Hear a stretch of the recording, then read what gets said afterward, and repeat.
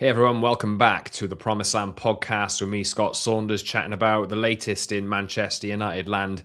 There is just constant streams of news. It's been a busy week. Probably it's going to be the busiest week of the year or one of them, and it's the first week of 2026.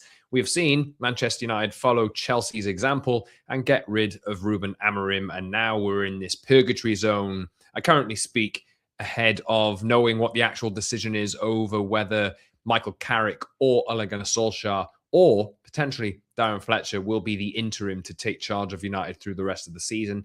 But obviously, questions will remain throughout the entirety of the rest of the season, I am sure, about the identity of the next permanent head coach of Manchester United. And it will be a head coach. I am sure it will be a head coach. That's been very, very clearly made, that point, over the course of the last few days. That's what United want, and that's what Ruben Amorim was not.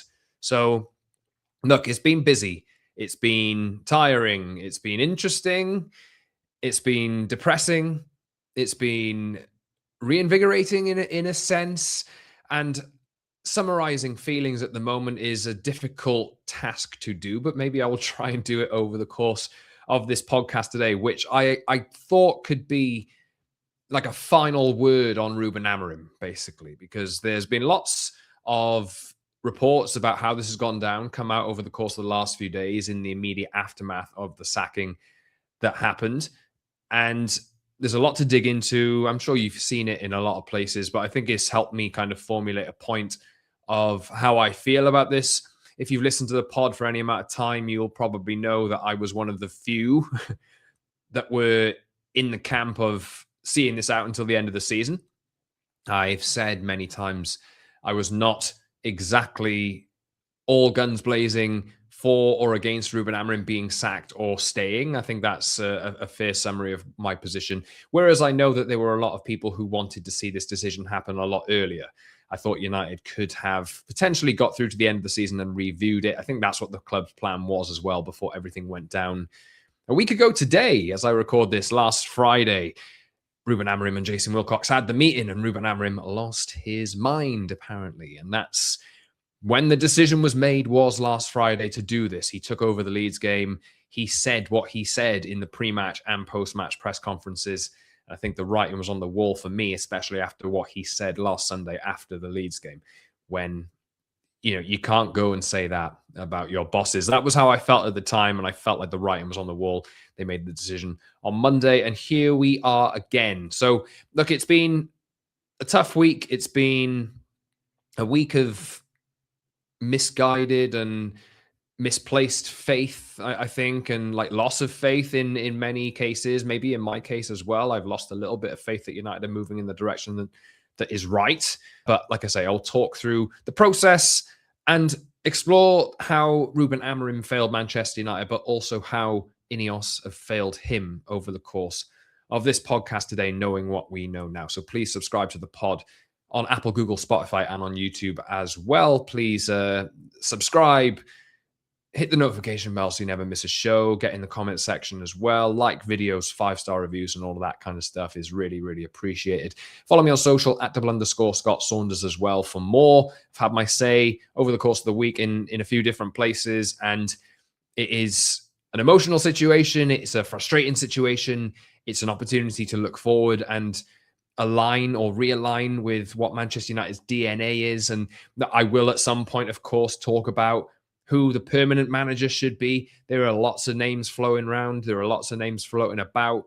And I feel like maybe early thoughts on this. There's a lot of criteria that a lot of people want these managers or head coaches. I need to practice how to say head coaches and not default to the word manager. I really do. There's been a lot of characteristics outlined and boxes that need to be ticked for this next guy that comes in permanently. And I do feel that in the element of conversation we've been having over the course of the last few days about what Ruben Amorim wasn't and how he didn't fit United DNA, he didn't play young players, he didn't play on the front foot, those reasons why people wanted Ruben Amorim out now seem to have been, in my opinion anyway, kind of forgotten about a little bit now that we're trying to identify who the next manager could be. I did it again. Manager, head coach. Look, we're just going to have to substitute this out, because people, and not only me, everybody's going to make this mistake. They're going to be called the head coach. I'm sure that's probably going to be an issue about which person you can attract and the quality of them, but we'll see what United do.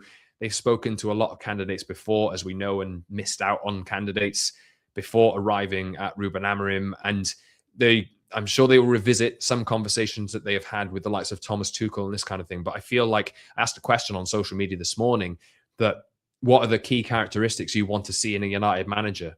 Did it again. Head coach. And it's funny, isn't it? And there were lots and lots and lots of replies. And I'm thinking, how can we ever find the right person here? Because I think of topics like, well, Thomas Tuchel has the pedigree of managing England and Chelsea and Bayern Munich and Dortmund and like big clubs and winning Champions Leagues and PSG, you know. But then all the conversations we've had about United DNA over the last few days and doing things right, what is that? Is United DNA winning league titles and winning titles and being a winner, or is United DNA playing the right way? Of course, it's probably all of those things, but how many candidates out there actually tick all the boxes? So I don't know how many candidates there are out there that are going to be perfect picks, you know? And Carlo Ancelotti as well, like a born winner, absolutely sensational coach over the course of the last 20 years or however long he's been in charge of teams. He's managed some amazing, amazing football teams, but they've been football teams with world-class quality in every department. And I tend to think of him as an enabler of great players. Do Manchester United have great players at this moment in time? Do Manchester United and their recruitment ambitions match up with what Carlo Ancelotti is? You know, I'm asking myself these questions. So there's some great names out there, and they might be brilliant picks, but I think the conversation's changed quite a bit over the last few days, and I think we really need to have and not just us, like we're supporters, we're fans, we have ideals of what we want to see, but this is on Omar Barada, Jason Wilcox, and Jim Ratcliffe to ask themselves these questions and actually ask what they really want out of this next person that they put in charge. So look, I'll explore those kind of topics a lot more over the course of the next few weeks and probably months as well. This conversation is going to be going on for a while. But today I did want to focus on Ruben Amorim for one final time, because he has been very, very, very divisive as a head coach at Manchester United. And I wanted to run through my thoughts, summarize everything, and kind of come to a conclusion at the end. And hopefully you can let your thoughts be known in the comment sections as well below this video or below the podcast section or in the comment section, wherever you get this podcast at. So look, summarizing my thoughts to start with, and then I'll deep dive a little bit more into Ruben Amorim and how INEOS failed each other. I will say this, it was the right time to end now. It was. Not because we wanted to draw a line in the sand and start 2026 with a new, fresh idea. Not because of that, but simply because of how everything happened over the course of the last week. Now, the word is that Ruben Amorim and Jason Wilcox went into this meeting, and it was essentially a debrief of the tactical outset over the last few games and looking ahead at what would happen in the games to come. And look, this is all coming out. Like, you got to be aware here as well that Ruben Amorim he can't say anything. You know, he's going to be under NDA here. He can't say anything. So you're going to get perspectives coming out from Manchester United, and all of those perspectives and little tidbits of information that you're getting are from sources inside Manchester United, and it's probably going to be spun more in the positive direction of the people who are still employed at Manchester United, right? So it was, the way that meeting was painted was Jason Wilcox went in mild-mannered and just wanted to have a conversation. There was talk about recruitment as well, obviously, and there's talk about whether Ruben Amorim felt that United didn't go strong enough for Antoine Semenyo, who's just signed for Manchester City today, and didn't take too kindly to suggestions from Jason Wilcox that he thought that the tactics and the system should change. Ruben Amorim then made, after this happened, Ruben Amorim made a point in that Leeds press conference after the game to specifically say he was a manager, not a head coach, and the sporting director needs to do his job.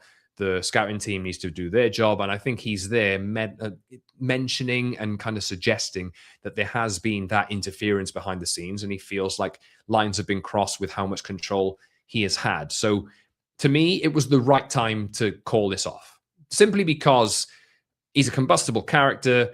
If he said things and suggested that he was not willing to renew his contract in that meeting and that he wanted to quit and that he would call his agent to see if he could get out of this, then really, if you're dealing with a guy that is feeling like that, then you have no choice, really, no matter when it is, to part ways, because it doesn't seem as though that's going to work. And if you had maintained the relationship and you had let Ruben Amorim go out there and sit in front of the press with the behavior that he was showing over the course of the either side of the Leeds game, it's just going to plunge the club into more and more disarray, because Ruben Amorim doesn't really give a damn what he says.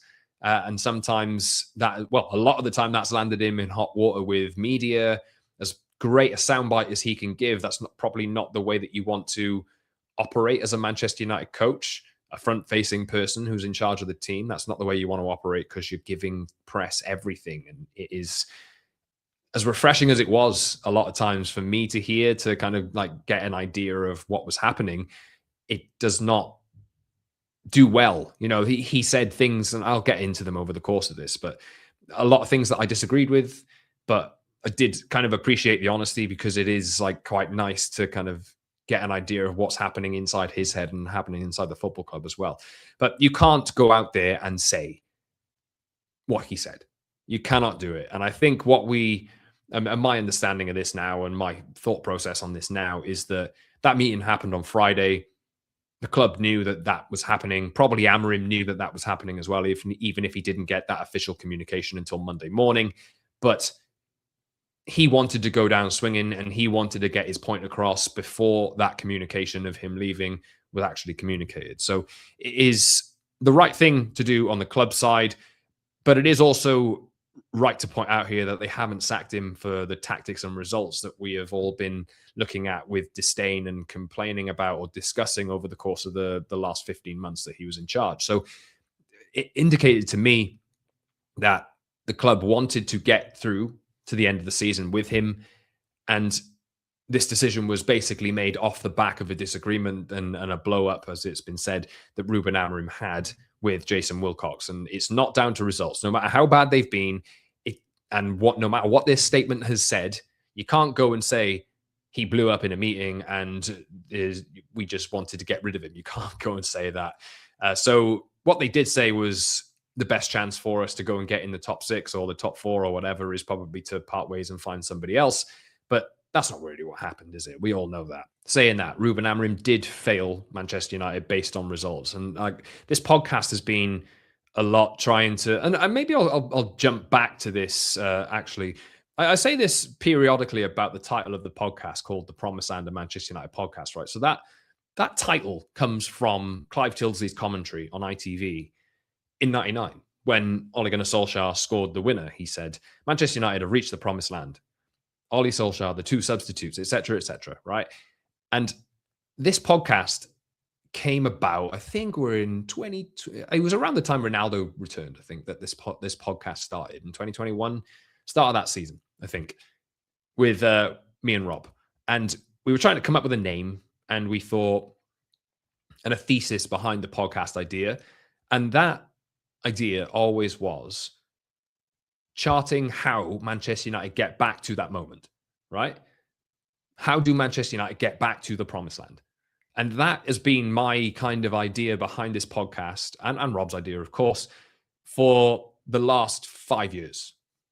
And that's why I come across, that's why we say never too high, never too low. It's important to kind of keep that perspective, because what's happening here is we are looking at a football club that is broken and has been broken for a long time. So how do you get back to that moment? You can't just magically employ a coach and everything's fixed. You're not going to go and win. This Manchester United, as it sits now, is not going to go and win the treble, let's say, in 2 years. Lots of work needs to be done. And the podcast has always been about how that journey from where United are, no matter how far they fall, back to the moment of getting back to where the club should be. So that gives me probably years and years and years of run time with this idea, because they're nowhere near winning the Champions League at the moment, right? So that's my idea behind this podcast. And I think it's worth reinforcing at this moment in time that that's the approach that I take. Never too high, never too low is an approach that you guys know. It's hard to do at times, keep that perspective. But I think in an age of everything maxed up and everything being so divided, I think people, and me especially, I'm so kind of bored and sick of perspectives being on so far one side or so far on the other side, that there probably is scope for people who just want a little bit of like middle ground. And there's so many thoughts over the last few days of people saying, well, Amorim absolutely definitely had to be sacked, but also Amorim, it's completely the wrong decision to sack him. And I said this on the last podcast that I did. Look, it's the right time, and I've just said it again. It's the right time to sack Ruben Amorim now because of what happened. But I would have probably stuck with it because there were things that Ruben Amorim was doing inside the football club that I felt was necessary to do in order for United to get from where we are now back to the top. Like, I think the issues that he was talking about a lot are issues that will at some point hold United back again unless they are dealt with. It's important to point out, though, that as much as I've just said that, he has failed based on results. And I think maybe just to cycle back to the start of the point I was making, he failed based on results, but this podcast has always been kind of towing that middle ground because it is about it's not about results immediately for me and the conversations that I'm talking about. They have to hit a certain point and hit a certain like threshold in order to, I've said this loads of times this season, he has to get enough points to keep himself in the job. I've said that loads of times. But the longer term picture here is that there are things that need to be fixed at United before they get to the point of becoming the Manchester United that we know again. And they're further away from it now than they've been in years. And I've said that line loads of times as well. But he did fail based on results. He did fail. And I think it's really important that I point that out because maybe I haven't said it enough. It's been so obvious to say that I've just felt like, should I just spend all my time talking about that, or should I try and find a different perspective and try and bring balance to the situation? So that's how I feel about that. And I'm just to say this as well before I get into how Amorim failed. I think I'm despairing a little bit more this week because the plan that I thought had been implemented by the group in charge of the football club when Amorim was appointed in the first place, that plan feels like it's been thrown out the window a little bit this week. Now we're in a new moment of uncertainty. We have, over the course of the season, no matter who you want, whether it's Ollie or Carrick, and maybe you listen to this at some point after that news is confirmed about who's getting the job in the interim, we're still in an uncertain moment, and United will still have an interim coach for the next 5 months. And really, you never want to be in a position where you have an interim coach taking over your team, because how do you get back to the top? You're supposed to have a plan running from top to bottom, right? And everybody needs to buy in. So I'm in a point now where I'm despairing a lot more than I was previously because that plan that they had has blown up. And that's because like the coach has left, and now you have Jason Wilcox and Omar Barada in the stands at Burnley looking beady-eyed and absolutely under a world of pressure. That's where we are. And the pressure is on them to start getting decisions right, because the big decisions that they have made so far have not gone right. And that's not only them. I'm talking about Ratcliffe as well. Since he's come in to take over this football operation, he has, and they have spent a lot of time getting Dan Ashworth, giving Eric Ten Hag that 1-year extension on his contract triggered, only to get rid of him later. And now the Amorim experiment that they've made, forcing him to come in November last year, not last year, the year before now. Well, 2026, eh? To get him in then and then not back him and give him all of the tools and ask him to change, it kind of feels as though like the vision was a little bit misguided. And that's why Amorim got frustrated. But there's no doubt, right? There is no doubt. And this is the start of the Amorim section, I guess. There is no doubt that Amorim failed. There's no two ways about it. Ruben Amorim failed. He did. Plenty of coaches before him have failed as well. But just looking at him, the coach, just to summarize my thoughts and feelings, even while I have been probably more on the side of give him time over the course of the last few months, again, I cannot defend the performances and I cannot defend the results. The results weren't good enough. The performances, I'd maintain, were better this season, but they were still obviously not good enough for us to have something fundamental to believe in. I always thought the stuff that I was believing in was being done off the pitch. And he said at one point recently, I guarantee you I am not failing outside of the pitch. And that was where I thought he was onto something. And I think that is still now the outside the pitch factor. I'm paraphrasing him here, but that factor will remain. That attitude will remain. There's been reports coming from inside United over the last few days that there's a mentality or there's a thought in there that some people think the players are a little bit soft, and that they don't have the right winning mentalities. United have been nowhere near a league title since they last won the league, which is now 13 years ago. They've lost all of those title winners. Now those title winners are actually in coaching positions. So it's about getting back there. And I think that is a job that needs to be done by a lot of people. And I thought Ruben Amorim, the disciplinarian really that he was chief in the task of changing the culture. On the playing side anyway, and just like habits that the players had and like attitudes and this kind of thing. Like I can see potentially now we'll have an uplift in results, but I said this on the last pod. Will that uptick in results necessarily mean that United are down the line absolutely fixed? No, it won't, because there's still underlying issues with things like what he wanted out of this team was going into battles and winning 50-50s. He wanted energy. He wanted more running. He wanted lots and lots of things which he didn't get. And I just feel that now with how aligned the Premier League is to those factors, high energy, transitions, 1v1s, second balls, aerial duels, all of this, they're so imperative to winning matches. And if United aren't up to scratch and treating every game like, let's say, Sunderland will treat every game over the course of this season, they will lose points. That's my point that I've been trying to make over the course of this entire run that Ruben Amorim has had, because he's called it out and he said that these are things that he needs to fix and Manchester United need to fix. But look, they're not really positives there, but I think that's just me kind of balancing out my thoughts with the criticisms that he's had. But that's all the kind of positives that I will say. And I've said that kind of stuff enough. So I'll dig into other things that I feel need to be said. And just to align here, because I know there's probably some of you here who don't think that I wanted Amorim to go.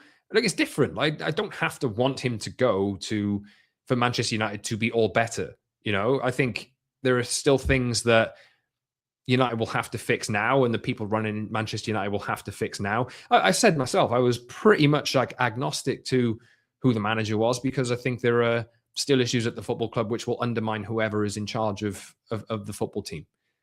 And this is a long-term process. I thought they were going in the right direction. I did.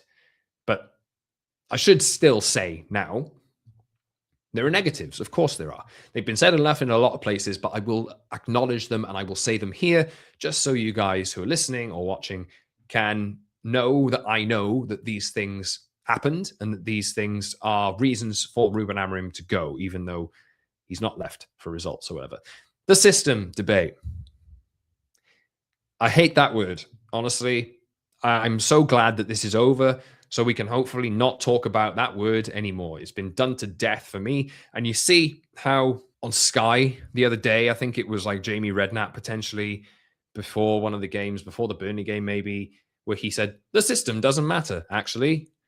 And the first moment that Ruben Amorim goes, the first thing that they say after running it for months and months and months about playing a back three, first thing that is said, first thing you see on social media is, well, the system doesn't actually matter, really. It's all about like how you apply yourself. And I'm like, yeah, that's the point I was trying to make the whole time. But in terms of the formation, it did not fit the players. Of course it didn't. I know that. It never worked or fit, and that's no secret. And in terms of giving the players the right platforms to play their very best football, Bruno Fernandes is the example of this, really the major example. He's a number 10. You see in the Burnley game how he sets up Patrick Dorgu for a shot that's cleared off the line. He sets up Benjamin Sesko for the first goal that he scored. You know the quality that he's got. He gets in behind as well and hits the post with a shot that he had. Bruno Fernandes, his best position is in that number 10, and that number 10 position did not exist in Ruben Amorim's team. That in the form that Bruno Fernandes wanted to play it. So you had to find a way to play square pegs in round holes. That's where we were. And that is a completely valid point to make. I've never disputed that. I've never doubted that. It's just the approach that I've taken with the pod over the course of the last few months is that, is it about that at the moment? Is it about getting the best out of your players immediately if you don't think that, like, I don't think Bruno Fernandes will be here next season at the moment. I don't think so. I think they failed him way too many times, right? But while I've said in the summer that I would have taken 100 million for Bruno Fernandes based on what they were trying to do and the system that Amorim was trying to play, I'd have sold him in the summer and taken the money and reinvested it. So you buy two midfielders potentially who can actually fit that team to make the system work better. Now that he's gone, Bruno Fernandes is staying. He's like, you absolutely have to keep him. So, like, this is the thing. Like, you know, I think people are so binary on like opinions on things that things change based on developments and what happens. And Bruno Fernandes is going to be absolutely crucial and vital now to Manchester United over the rest of the season. No question about it, because they're going to play a system that suits him. And yes, there are countless other examples of other players playing in positions that maybe don't suit them either. Casemiro, you can probably look at, was a little bit exposed in there. Kobbie Mainoo, we know, didn't get barely any minutes under Ruben Amorim. He will look like he's going to stay now that that manager position has changed. I did it again. Head coach position has changed. Benjamin Sesko scores 2 goals in the first game after Amorim, equaling his tally for the rest of the season. You could argue really now that United are playing under Darren Fletcher or whoever comes in next, they're going to be players in there that are getting better opportunities to show their true selves. The argument really has always been for me is, do you want to instill a club identity and a way of playing on this team? Do you want to recruit towards that strategy? Or do you want to maximize the current crop of players that you've currently got when there's other managers who've come in and tried to do that before and ultimately failed in the end? Like, this is the whole thing, the whole idea that I had behind that argument, that process was, well, if they've got a guy in who's playing 3-4-3 or 3-4-2-1, then surely you kind of recruit for that, right? And that's basically the idea that I've had. But in terms of that actual formation, the system did not work, never did. I know that, no secret. So that's obviously an example of how he failed. He failed because he was volatile. Countless examples. I did a pod after the Grimsby game and I thought, wow, what he said, he's going to quit tomorrow, isn't he? Because that's how it sounded. It seemed like he knew that his days were numbered, and in the end, he just decided that he was a little bit emotional at the time, and he came back and he was like, no, fine, I'm staying. He was volatile. He was emotional. There were interviews that he did numerous times, comments that he made, dressing room antics as well, like punching screens and breaking screens, and like arguments with players, Licha Martinez and Ruben Amorim face to face, you know, in training over the last few weeks or last couple of months when Licha's willing to come back. I kind of like that, actually. You know, a bit of fight from Martinez, and apparently Amorim liked that as well, because Martinez is now back in the team and has been captain in Bruno's absence recently. But volatility like that, as good as it is to talk about, probably ain't the best way to carry yourself as a Manchester United manager. So he was volatile, and it is evidenced by the end that he had a clear misunderstanding of what his role was in this structure as well. Talking about head coach or manager and guaranteeing that he was the manager in his final press conference, it kind of gives you the idea that he was he overstepping the mark. We were talking about like recruitment and how he wanted to be more involved in recruitment, but how he felt he was overruled by the sporting structure and by Jason Wilcox and Christopher Vivell on terms of targets that he was bringing in or that the club were bringing in. Was he misunderstanding about what his role was, or was he missold what his role was? He must have had a reason to come out and say specifically that I am the manager, not the head coach. I raised recently, did he have a conversation with Sir Jim or Omar Barada about that kind of thing? And there's talk as well that he was Sir Jim's guy, and Omar Barada was the one who went out and tried to make it all happen as well. There was a lengthy speaking process with Jim Ratcliffe before he came in as well. So now what we have is Jason Wilcox instilled in a role as sporting director that he wasn't in when Amorim arrived. He was technical director, and he's since moved to sporting director after Dan Ashworth left in the back end of 2024. I forget when it was, maybe the start of 2025. Shortly after Ruben Amorim came in anyway. So it is not good reflection really on him or on INEOS for his comments in his final interview. If he's saying, I'm not the head coach, I'm the manager, by hook or by crook, what it says on the statements that United are putting out is that he's head coach. Manchester United feel, or the people within Manchester United currently feel as though he was head coach. They've made a point to point that out, that he was head coach. But Ruben Amorim didn't think he was head coach, and he said numerous times that I'm the manager. So was he getting missold? Did Jim Ratcliffe give him a different idea of what his role was? Did Omar Barada give him a different role or a different idea of what his role was? And has that changed, and that dynamic changed since the moves around have been made by United in terms of the structure above Ruben Amorim? In that meeting that he did on Friday, you could argue, and this is, I think, the feeling out of United, that he treated collaboration a little bit as interference. And maybe there's a number of examples now about the targets that he had and he wanted, undercutting him in a sense. Like if he's talking about wanting to put your best foot forward and have the right attitude going into matches, he openly questioned United's approach to games. And I think what he would have preferred at this moment in time in order to get a proper grip on the team was experience. And that's why Emi Martinez has been credited as the big one that ticked Ruben Amorim off in the summer. And obviously we've gone back and United have missed out on Antoine Semenyo as well. So maybe that's flared up again. But United wanted a collaborative approach, and it seems as though Ruben Amorim was no longer willing to collaborate. So really what we would need here is somebody in that role to be fitting into that. I did point out, and I will point out again, that any new permanent head coach that is employed by Manchester United at the start of next season, they do need a bit of that backbone. I would be gravely scared, I guess, of United going in and getting somebody who they feel as though they can push around.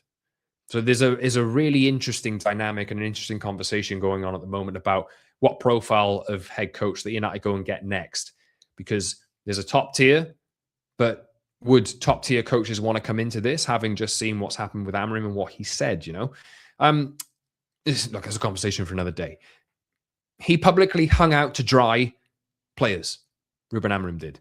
And as much as I thought when he laughed, remember when I think it was Ahmad on the postseason tour was speaking out about, or was asked a question about Alejandro Garnacho, and Amorim was seen laughing about knowing that he'd already told Garnacho that he was going to be nowhere near the club next season. You better hope your agent gets you out of this football club. Along those lines, he said that after the Europa League final, I think. And he knew what was coming. He knew, and he found it quite funny. But that was not, obviously, that was an example where people held him in better favor at that point, even though they just lost the Europa League final, because they knew Garnacho was misbehaving. But there are other examples of where I have said this as well, where Ruben Amorim didn't have to say things that he'd said. the Harry Amas and Chido Obi comments, as right as I think he might have been about them actually clapping back at him on social media when he talked about entitlement, he didn't need to involve their names at all in the first place. I said that at the time. He shouldn't have done it. Shouldn't have called it out, and I didn't like that. But again, like it's really hard because I kind of agree with the fact that he shouldn't have said it, but I also agree with something that he said after it happened. So it's a difficult balance to get across on a podcast, and I suppose I hope I'm doing a good job of this. It's especially difficult to kind of put balanced opinions across on social media as well, because everything has to be so definitive, and generally the things that get the most engagement and travel the furthest are very poignant, very straight to the point arguments on one side or the other. That's the world we live in nowadays. And it's not only in football either. But don't like that he publicly hung players out to dry. And look, he didn't evolve. His playing style never wavered. It didn't evolve really until the very end. And it did not match up with the Manchester United way at all. It was conservative and it was boring. Didn't enjoy watching United for a lot of this time. But I always thought that watching this version of it, and I'll say this again now, I still think this, I thought that this version of United that we were watching wasn't the final evolution of what Ruben Amorim was trying to achieve. I did think that they would open up a bit more and be more attacking down the line because he'd done that at a previous club. And I'm sure he will probably go somewhere else and do the same, unless he falls to the wayside like a lot of other managers that have come into Manchester United, been eaten up, spit out, and failed elsewhere. He's still only 40 years old or 41 years old, so he will have time, and we'll see where he rocks up next. But the style of play, the system, didn't suit the players, and it wasn't fun to watch. It didn't suit the United way. He didn't involve youth players. He didn't do a lot of the things that a Manchester United head coach or manager needs to do in order to be fully embraced by the supporters and by the football club. And of course, that the results as well. Nobody's accepting that kind of thing. I never accept, like, I was willing to tolerate the results if I thought that we were getting to a point further down the line where we could see substantial change. That didn't mean that I thought the results were acceptable. There's a difference. So there's no question. There's other points that I could make, but I think they're all the ones that I have in the notes. If you have other points that I haven't mentioned there on why Ruben Amorim failed, please feel free to get in the comments. I just did want to do this because it is, and what this podcast has been over the course of the last year or so has been, I've not said enough of that, why he's failing, because I have felt the whole conversation has been so heavily skewed into why he's failing that in the interest of balance, I wanted to kind of try and balance the conversation out a little bit more. It doesn't mean I don't agree with him, like those reasons about why he failed, And he did fail at Manchester United. He did fail the football club, but it's just interesting, really, isn't it, about how those results, the system, although maybe it was something that they wanted to work on, the excitement, the performances, all of this, the comments and the quotes that he made over the past few months, the embarrassment of Grimsby in the Europa League final. It's an interesting time to do it after a 1-1 draw with Leeds. It's not about results for me. It's about a mishmash and an unmeshing of alignment in identities and where the club and the head coach wanted to get to. So Ruben Amorim, no doubt, failed. Absolutely did. But also, INEOS, for me, have failed him as well. And this is a big part of the conversation because now, I think rightfully so, and this is, for me, really, where my attention's gone over the last few days. What are you guys doing? Because there are things that I agree with them doing, but there are also like a lot of red flags that are cropping up here in terms of the decisions that they're making, because they're getting a lot of big ones wrong. This is all meant to be a foresight of how Manchester United get back to the promised land, or like get back to the top and competing consistently. But now the decisions that they've made at a big expense as well. Ruben Amorim's got like a 10 million payout or whatever. It has been seen around Manchester over the last few days. He's not rushed out of the city, but really this is another example of how INEOS have failed in a sense. Well, Not even in a sense. They have failed because now there's a few decisions which they have made which have backfired on them. And surely they knew what they were getting when they tried to pull Ruben Amorim out of Sporting in the first place. They told him, come in here. We like your bravado. We like your identity as a manager. Not all of them did, by the way. It's not a unanimous decision that was made there. I think maybe Jason Wilcox was on the other side of this. And like while they worked together for about a year pretty well, there was obviously flaws in the relationship and it blew up towards the end. But they made the decision to go and hire a guy who had, for the majority of his career, played a back three, four in the middle, or like two wing backs, 3-4-2-1. That's what they were getting. Not since the days of Casapia was he playing back fours. So if they knew that this was a guy that they wanted to bring in and he was playing that system, which was not a mesh and not a fit for Manchester United, why did they go so hard to get him? Knowing, and Liverpool made this decision as well. I think there was speculation that after Jurgen Klopp went, that Liverpool were looking at Ruben Amorim, but they made the decision not to go for him because they felt like the shift in system to a back three didn't suit the current squad of players, and that's one of the reasons why they went with Arne Slot. And actually, though Liverpool aren't doing great this season, Liverpool's transition from Jurgen Klopp to Arne Slot and what Arne Slot did in his first season at Liverpool didn't change really all that much.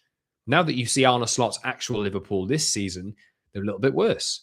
So maybe he just looked at that and showed that's how you transition from a great team that Liverpool had to my identity team. He took a season and he just slowly transitioned it across.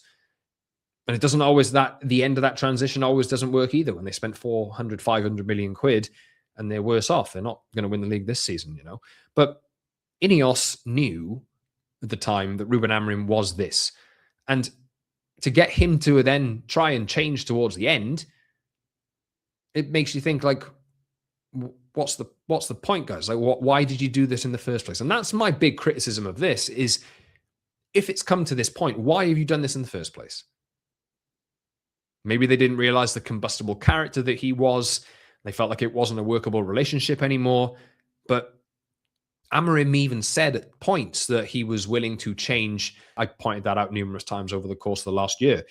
He's always said that he's willing to transition, but I always thought the transition would come when the squad was different, when he had more players who were flexible and malleable to different systems, so he was able to change. He did change systems in matches, you know, but obviously it wasn't enough. There was a lot of rigidity there. I just think the timelines haven't matched here. Maybe they've tried to push too quickly on this change, and Amorim hasn't really got the signings that he wanted to make in order to do what he wanted to do and flex in the way that he wanted to flex tactically. But he was a very rigid coach, and that's INEOS's fault for employing one. If they're not going to back up that coach, what's the point of doing it? Again, I'm asking that question, but I also agree with INEOS's position on, for example, not getting him Emi Martinez or not getting Ollie Watkins. I agree with that position, but I'm just asking the question, why go down that path in the first place? You know? Again, coming back to the miscommunication of power, like, have they given mixed signals? I've already touched on this a little bit, but I've just said a little bit about how Amorim maybe thought that, was there a conversation that happened between him and Ratcliffe or him and Barada that gave him thoughts that he was more of a manager than a head coach, even though his title said head coach? Like, take the bomb squad as an example.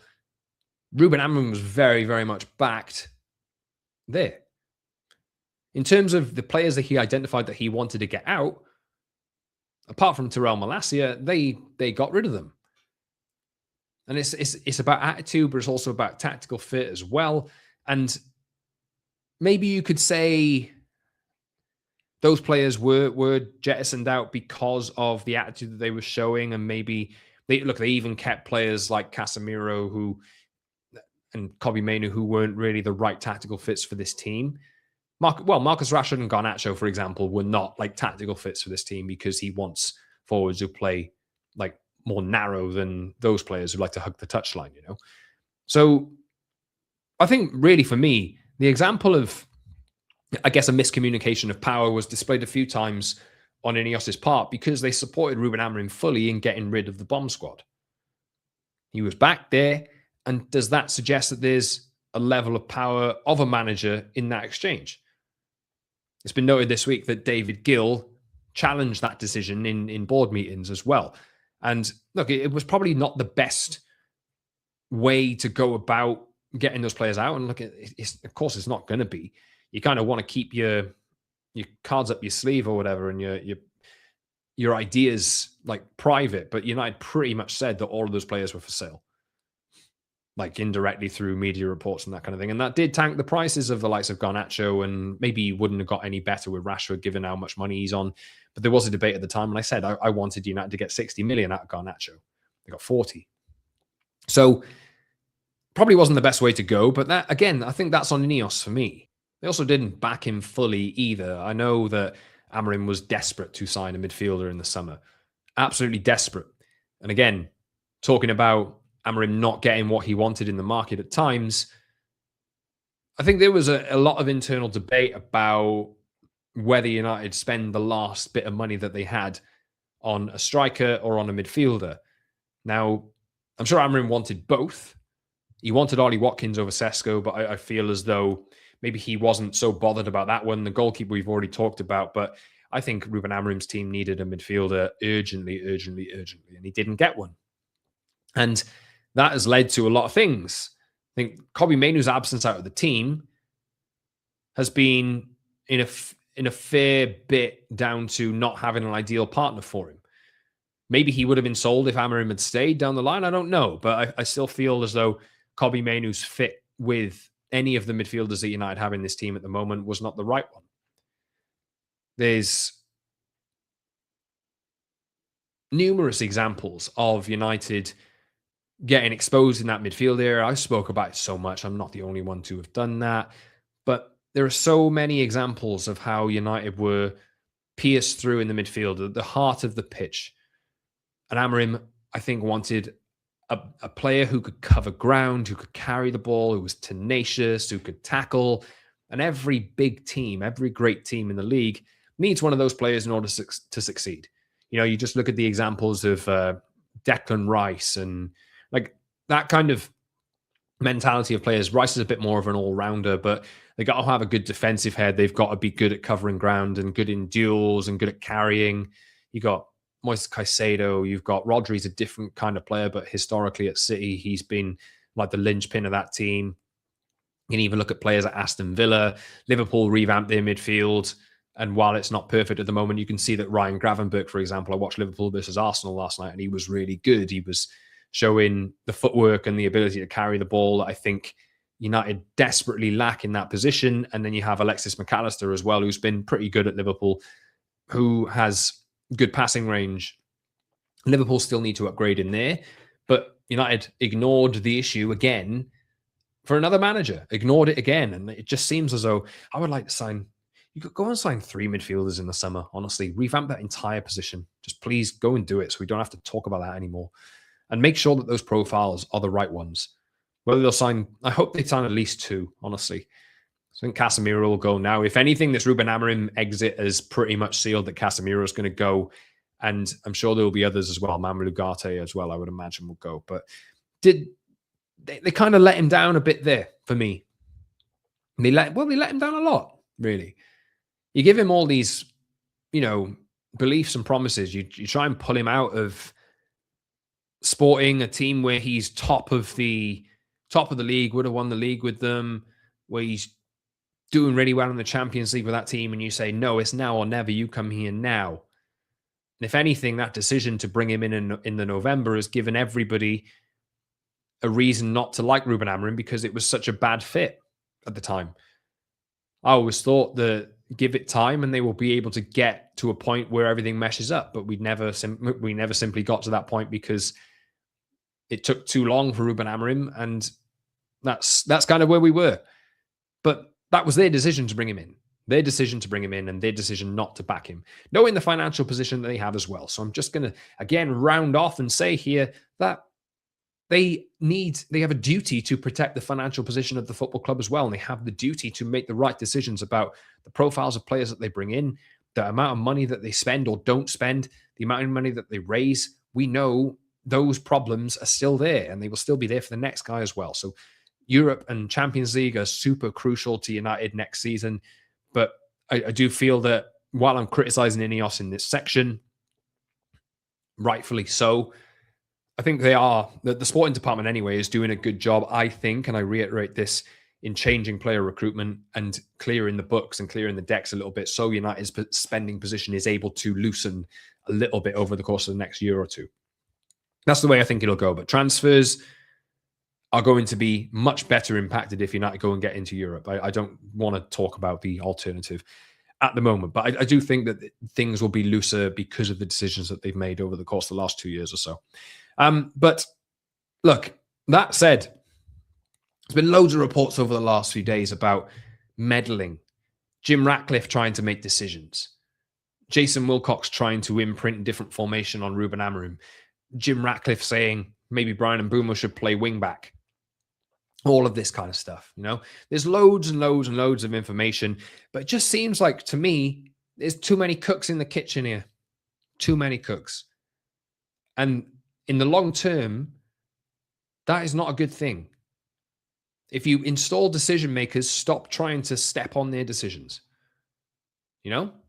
Ratcliffe's guilty of it. You could argue Wilcox is guilty of it as well. Barada, I'm not entirely sure, but that's why Ruben Amorim went out and said what he said. He wanted to show that he was in control of the management side of things, and he had mixed messages from INEOS. If you're asking him to go and change his formation now, after all of the disagreements you've had over profiles of players that you bring in, he just probably felt that his power was minimized to a degree where it wasn't what he signed up for. And that's on INEOS for me. That's on the people who are making the decisions and made the decision to bring him in.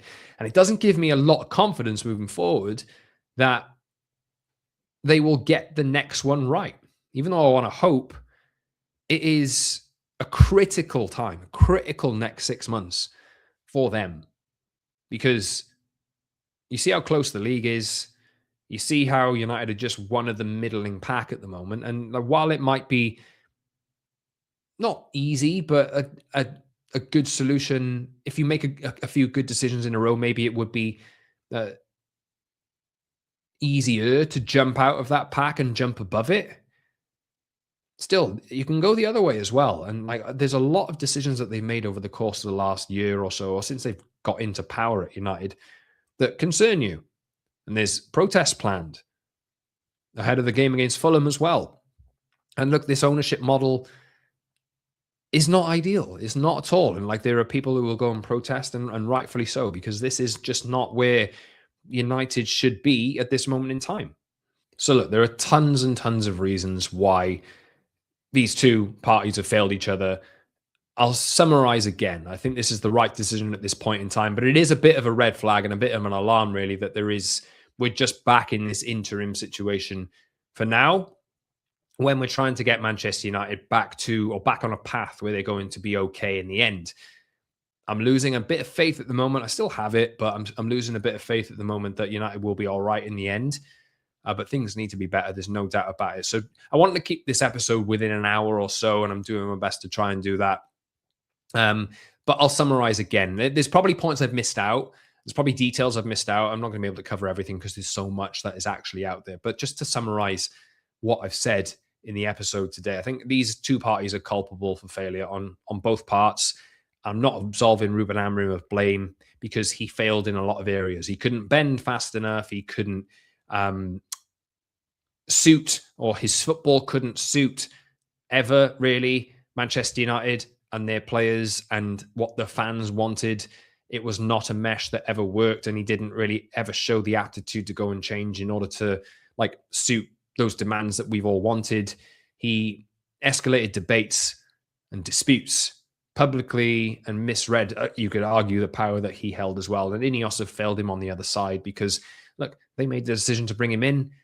They blurred the authority that he had, and they tried to control Ruben Amorim and overstepped the mark, in his opinion anyway, on what he should have been doing. So I think both parties are culpable. And like, we're back here again. Manchester United don't have a head coach, and it's going to be a long 6 months. Hopefully, Michael Carrick or Ole Gunnar Solskjaer can come in and just make us all feel a lot better again. But you can't lose sight of the bigger job here. And it is on Omar Barada, Jim Ratcliffe, Jason Wilcox, Vivell as well. They need to get this next one right, because more of these decisions just mean that every managerial sacking that United make just seem to get worse and worse and worse. And we can't lose sight here of what the actual task is, and that's to bring Manchester United back to the top.